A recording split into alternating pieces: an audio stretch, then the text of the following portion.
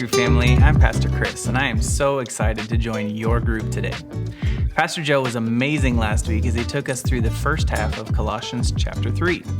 I loved his visual with a shopping cart heart and seeing what kinds of healthy, non-ice cream items we can guard in our hearts.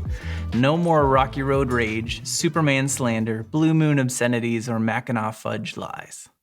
The Lord is replacing those and reclothing us in his righteous ways, the rightness of God in us.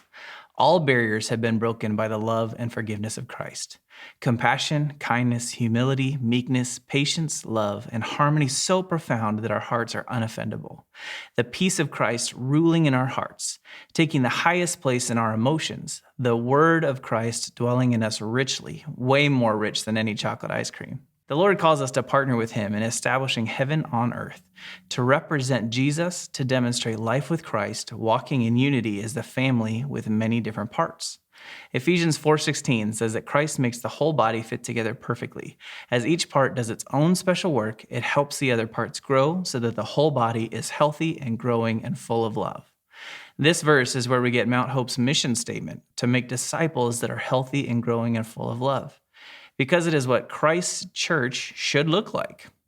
A body of believers fitting together perfectly, walking together in unity as one family with many different parts. Colossians chapter 3 ends with Paul directing what a Christ-following household should look like.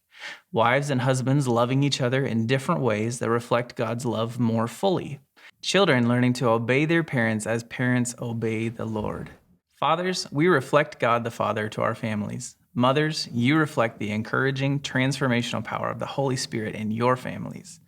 Brothers and sisters, we reflect Jesus and how he is with us in all things through thick and thin. I grew up with a father who felt threatened by me, a mother who struggled with deep depression and had trouble encouraging herself, much less me, and my brothers and I fought like cats and dogs.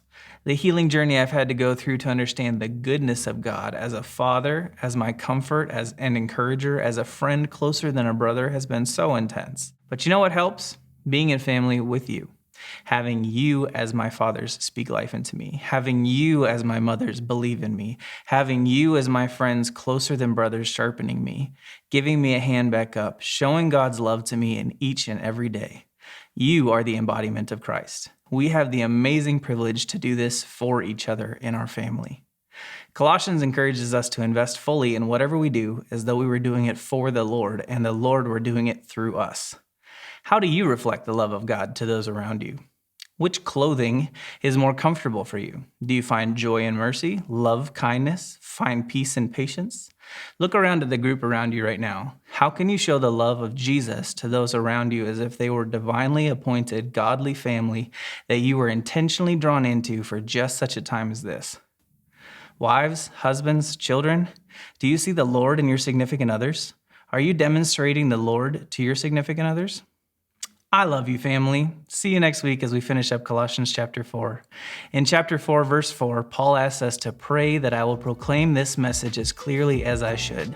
Would you join me this week in prayer for our pastoral team, that we will proclaim the word of the Lord the best way we can?